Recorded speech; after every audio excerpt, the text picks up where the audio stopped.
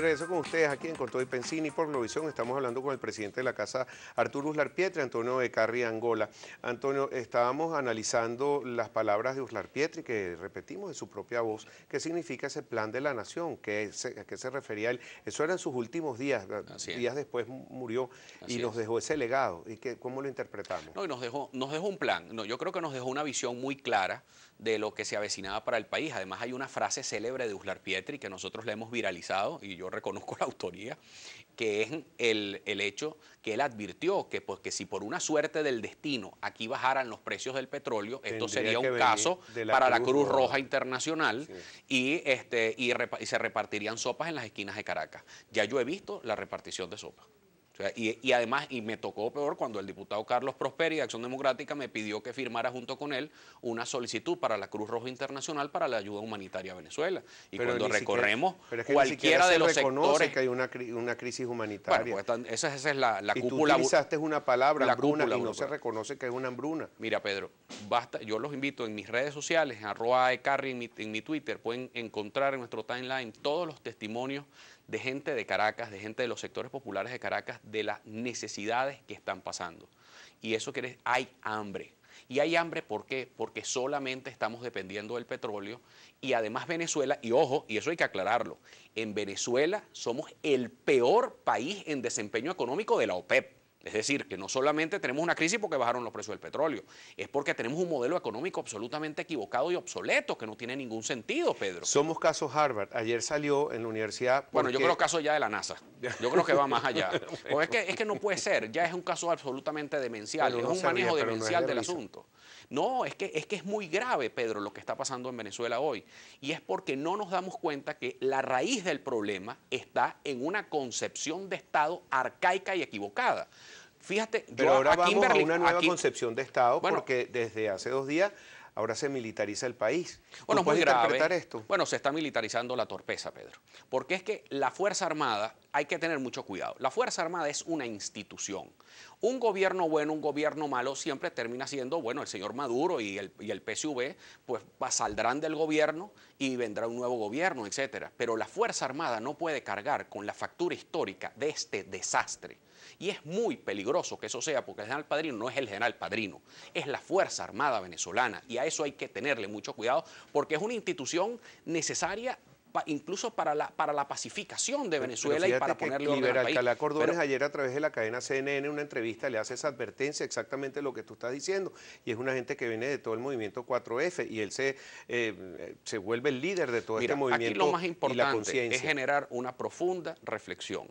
Uno, hay que cambiar de modelo económico, y el cambio de modelo económico comienza por esa tarea que nos dejó Uslar: un nuevo Plan Nacional de Desarrollo. Ese nuevo Plan Nacional de Desarrollo debe establecer las nuevas prioridades para el desarrollo económico del país, pero con otro modelo económico, porque no es el Estado ya no da más, ya no hay ingresos para generar nuevos modelos de desarrollo. El nuevo modelo de desarrollo, el nuevo plan de desarrollo debe contener cuáles deberían ser las nuevas formas de ingreso para Venezuela. Ya tenemos el petróleo, sí, y el petróleo va a seguir siendo importante. Yo creo hoy que nos estamos jugando el 9º inning del juego petrolero. O sea, es decir, estamos en la última oportunidad de utilizar esos recursos. Hay que recortar el gasto público y generar un Estado promotor, no un Estado interventor. Esos son dos cosas completamente diferentes y dos concepciones totalmente diferentes. Hay que estimular, por ejemplo, la política de puertos, Pedro. Y quiero... Pero están diciendo desde ayer que militarizaron los puertos cuando todo el mundo sabe que tienen 17 años militarizados. ¿Qué va a cambiar esto en este momento? Porque no hacen nada. Y esto, mire, y con todo respeto, mi mensaje al general Padrino López: esto no es un problema de disciplina, esto es un problema de modelo económico. El problema, si usted sustituye el modelo económico y a un nuevo modelo económico enmarcado dentro de las políticas mundiales, de la globalización, de los nuevos tiempos, de la apertura comercial, de las libertades económicas, pues evidentemente, disciplinadamente podemos llegar al desarrollo. Pero si le pones disciplina a una cosa que está torcida, no hay manera de yo le voy a dar mi voto de confianza al general Padrino López. ¿Por qué? Porque en diciembre, el 6D, él actuó con el alto mando militar en un momento muy delicado, cuando estábamos en las elecciones, donde empezaron a llegar autobuses. Esto se lleva a cabo así, y él intervino. Y yo que leo a Rafael Poleo, él le da un voto también de confianza diciendo, mira, este puede ser la persona que puede ser ser el que va a unir a la izquierda con la derecha, la oposición, con el gobierno. Mi aporte hacia el general Padrino es decirle, revise muy bien a qué le va a poner disciplina, porque árbol que nace torcido, nunca su rama endereza.